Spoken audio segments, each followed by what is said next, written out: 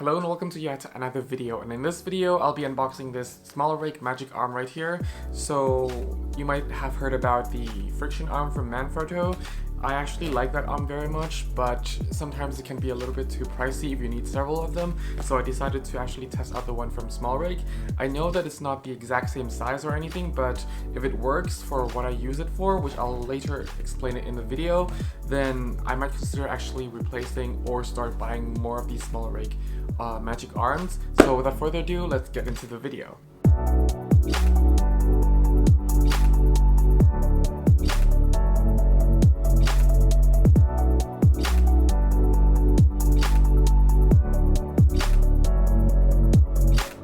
So the Magic Arm, the box is actually very plain and simple, but it's nothing fancy, so I don't think they actually need any fancy packaging.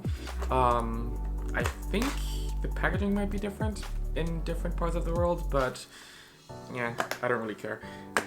Anyway, this is like half the price, at least half the price of the Friction Arm that you usually get from Manfrotto, so that's why I was really interested in it, because I like using Friction Arms, and the Magic Arm here seems, well, according to the review, seems to be actually pretty good and replaceable for the Friction Arm. The thing is, like, sometimes when you're traveling a lot and doing a lot of photography, travel photography, or even travel filmmaking, and if you need to do a time-lapse somewhere and need to hook up the camera on a certain rail, it's still much easier and just lighter to just carry a Friction Arm than like a GorillaPod, which the GorillaPod is actually not really as reliable as a Friction Arm. So I just bought this to just see if this is any good. Well, I'm sure it's good based on the reviews, but like any good to what I usually use the Friction Arm for, things like that, and if it's gonna be stable enough to mount my big camera equipment on it, things like that. So yeah.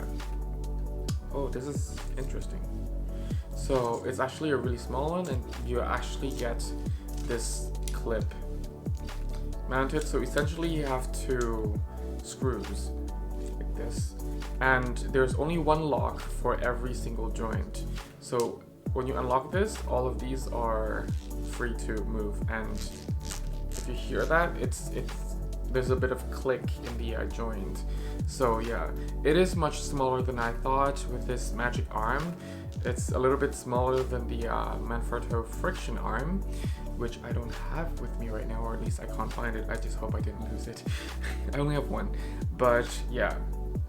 But because I'll be going to, well, traveling to Southeast Asia soon, and I just needed something, well, another Friction Arm, but I just didn't feel like spending the money for what I'm using it for on the Friction Arm. So I decided to try this one and then see if it's any good. So yeah, that's pretty much my story. And then you can always mount this. They're actually, now I see, I didn't know this before, but they're actually two screw mounts. So you can always mount this with other accessories or other arms or other what have you that uses a bigger screws. So yeah, but this will be able to clip on either end of this arm, so I guess that's pretty good. So why I would replace this over the GorillaPod?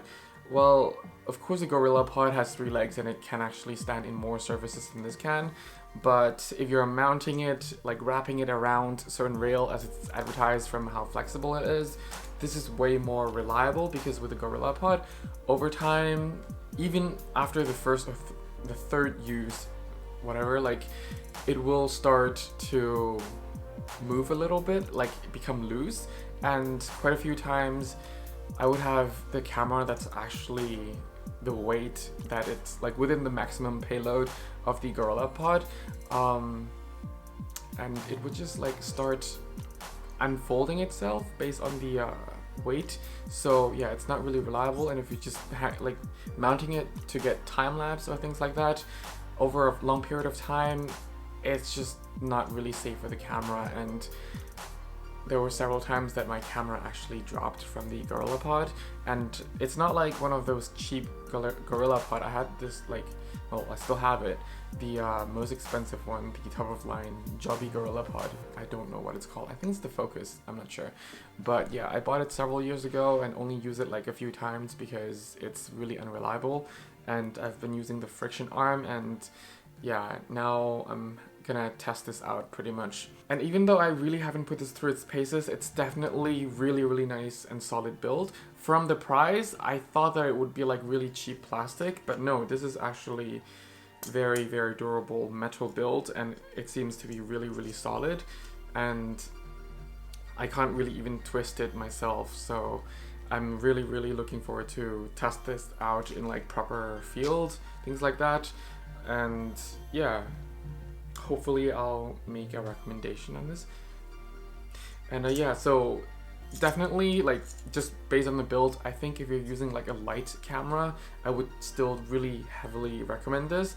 But if you use something like a full frame DSLR, like the 5D series, things like that, I'm not sure if this will properly hold, because like I'm not sure about the payload of the actual ball head here, but I'm sure the arm itself and the clip itself will hold.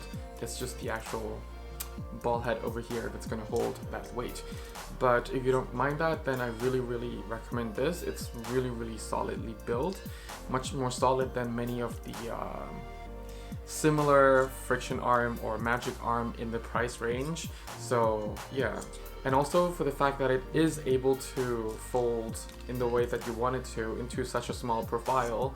At the end of the day, it's just going to be a nice tripod replacement depending on where you go and what you use it for.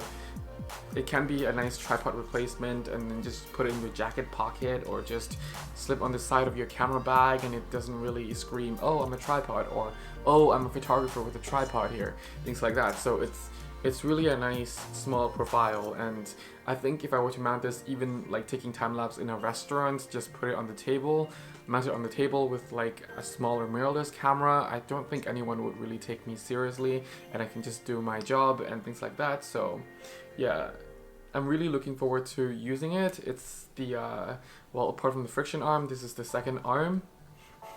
So yeah, it'll give me really nice opportunity. So I will definitely make a video about this Magic Arm pretty soon, I think, after a little bit of testing. So yeah, if you need a free photography guidebook, it's down in the description below. It's on my website. It's absolutely for free for beginners, and you don't need to send me your email address, just nothing, click and download. If you have any questions, please leave them down below. Thank you very much for watching. Have fun shooting and stay safe. Bye.